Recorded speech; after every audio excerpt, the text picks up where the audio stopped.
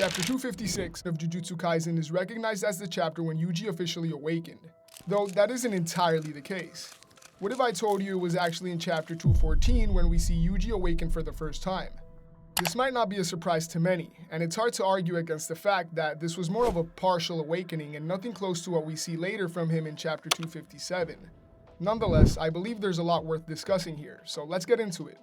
There are a couple of pieces of evidence that point towards Yuji tapping into a certain power that is only matched and surpassed by him later in Shinjuku. In the beginning of Chapter 212, we see Yuji content with the way things are going, because he believes then that he can finally fulfill his role as Sukuna's vessel successfully once Gojo is released and he eats the remaining fingers. Like a cog, fulfilling his role. In fact, Yuji's grateful to Gojo and Megumi specifically for giving him a role to play. In 214, this mindset is immediately tested once again, and for the first time since Shibuya, Yuji's resolve is challenged in a way that pushes him even further, this time forcing him to grow out of his then current mentality. Because of this, Yuji displays astronomical growth in strength, clearly a product of the moment. We've seen over and over again how Itadori seems to take the biggest leaps when he's forced to question his ideals. Visually, the way he enters a state of pure rage reminds me of his reaction when Mahito killed Junpei. Now, the feats of strength Yuji shows off when Sukuna takes Megumi are on another level, but in both times he breaks concrete with ease and shows off a level of aggressiveness and relentlessness that we only see from him when he's pushed to the edge. Maybe it's just me, but I see some meaningful similarities in these two moments. They both function as catalysts for Yuji going forward. In fact, I'd argue Yuji has 3 of these catalysts, I'm gonna call them, throughout Jujutsu Kaisen. 3 moments that specifically trigger Yuji's ascension to the next level each time. Walk with me. The growth Yuji gains from his fight with Mahito after Junpei's death, which would be the first catalyst, is then reflected almost immediately in his fight with Hanami when he unlocks Black Flash, in part motivated by what happened to Junpei. The second would be his final encounter with Mahito after the deaths of Nanami and Nobara in Shibuya. The growth he undergoes there leads to him being viewed as a demon god by Choso, who had just smoked him the last time they met, mind you. This is further backed up by Yuji's performance in the Cullen Games. And finally, what we see from him in 214 after the third and final catalyst, that is Megumi being possessed by Sukuna, directly bleeds into the final arc and everything we see from him in both chapters 257 and 265. You see in the last couple of pages of 214, Sukuna asks Yuji why it is that weaklings cling so fiercely to life.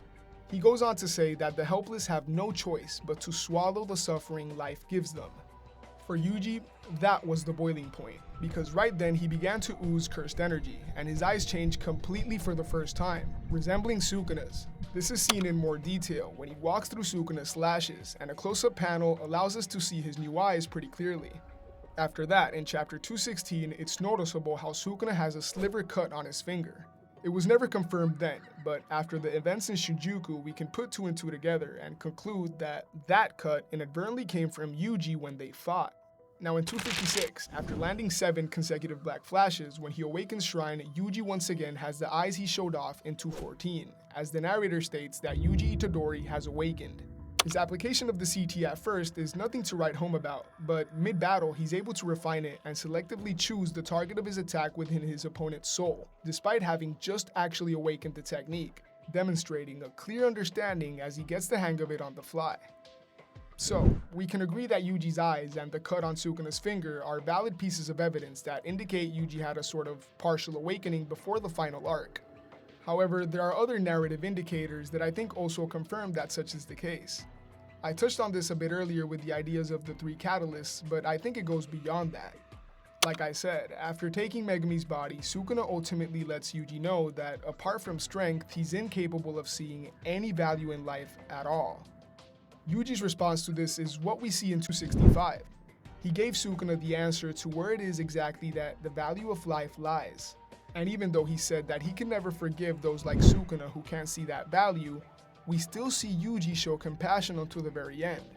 A different type of awakening, if you will.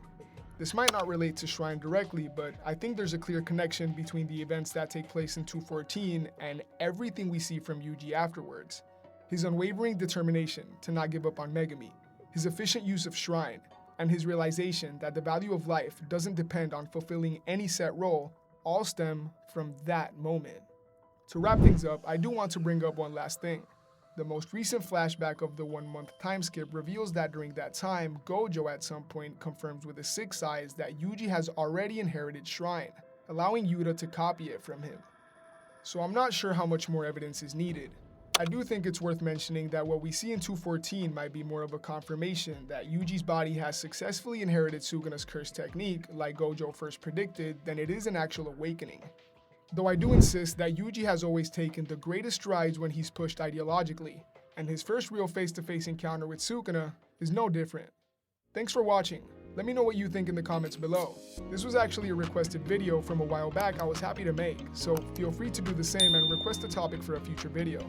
I'll definitely be getting to it if it inspires me. Thanks again for sticking around. Much love and take care. Peace.